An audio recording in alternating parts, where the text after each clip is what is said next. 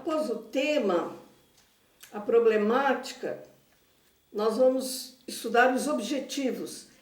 Os objetivos são divididos em geral e específicos. Objetivo geral, ele é ligado a uma visão global e abrangente do tema. Relaciona-se com o conteúdo intrínseco, quer dos fenômenos e eventos, quer das ideias estudadas, e vincula-se diretamente à própria significação da tese, através do projeto. Os objetivos específicos, eles apresentam um caráter mais concreto. Eles têm função intermediária entre o objetivo geral, entre o tema, entre a problemática, entre as hipóteses que vamos ver posteriormente, não é? E instrumental. O que significa isso? Agora, nos objetivos específicos, você precisa dizer o que você deseja atingir através do quê? Com que instrumento? Será, lá no número 3, nós vamos estudar as técnicas, não é? Então, será através de questionário, de formulário de entrevista, de ficha de observação, ou através de instalação de câmeras com imagem e som, ou laser para verificar determinados problemas, ou para eliminar determinados problemas, verificar a eliminação, por exemplo, de um certo problema. Além disso, tem função, além da função intermediária e instrumental, os objetivos específicos, eles permitem, de um lado, atingir o objetivo, o geral. Então, porque se você somar todos os objetivos específicos, você vai somar o geral, não é? E aplicá-lo às situações particulares. Após os objetivos, nós temos então as hipóteses. É uma condicional. Hipótese é uma condicional. O que significa isso? É uma provisória, uma provável e uma suposta resposta a um problema verificado por meio da pesquisa. Então, para a elaboração da hipótese, nós temos se, para principiantes, alguns autores falam de usarmos o se e o então. Então, nós temos uma precedente e uma consequente, uma antecedente e uma consequente. Então, o se seria uma antecedente e o então seria a consequente. Onde x seria a antecedente, seria o se, e o então seria o y. Aí nós teríamos assim, um exemplo. Se o laser fosse instalado nas residências, nós teríamos então o X. Então, não haveria transmissão do Covid entre familiares, seria o Y, que seria a consequência. Além disso, com mais de duas variáveis, nós podemos dizer o seguinte: se o laser fosse instalado nas residências, que é X1, e as famílias respeitassem o isolamento, seria uma outra variável, aí seria o X2. E usassem máscaras, seria o X3.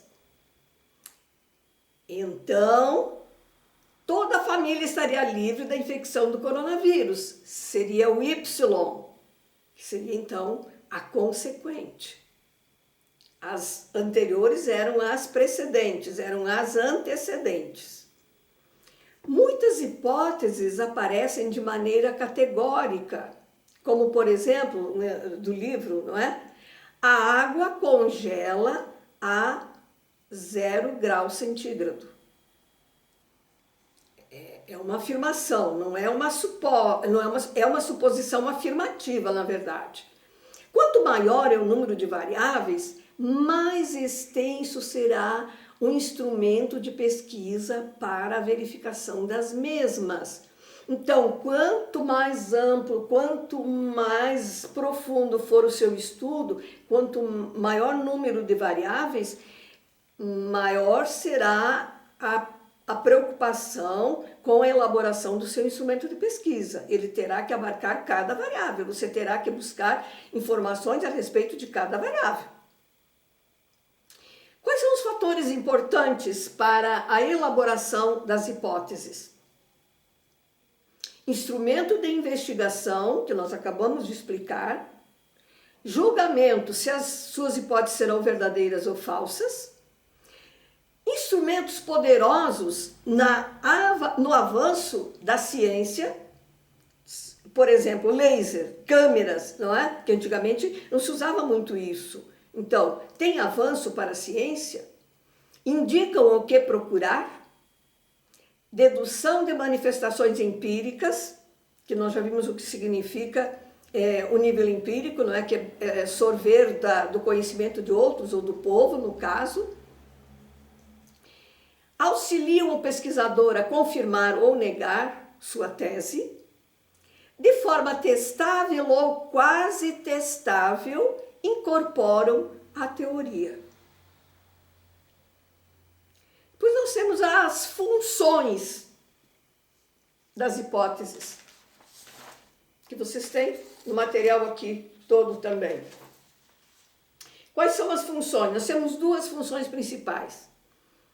Dirige e indica métodos a serem utilizados.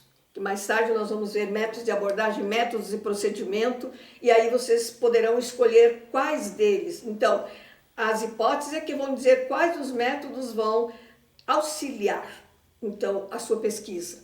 Além disso, uma das funções é coordenar fatos e ordenar materiais acumulados. Então, através das hipóteses, elas vão vão conduzir o pesquisador para a ordenação desses dados que o investigador reúne.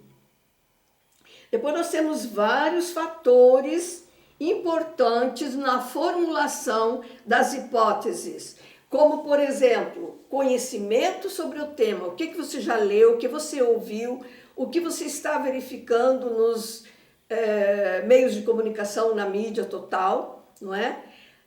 Outro, observação e correlação entre os fatos.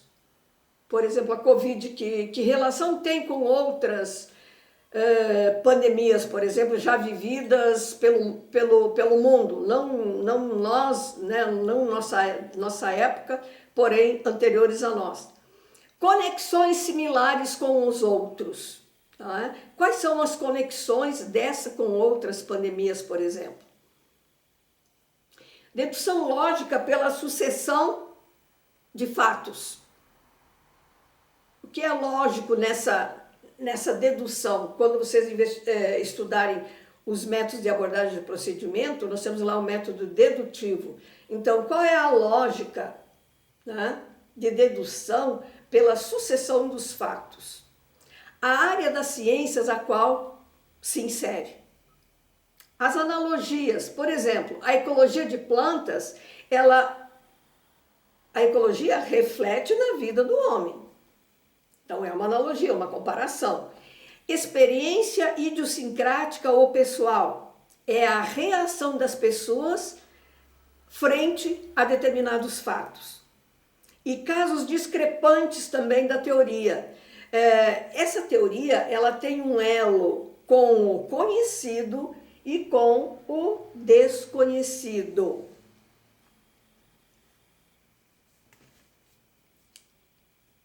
Então, hoje nós vimos vários conteúdos, não é?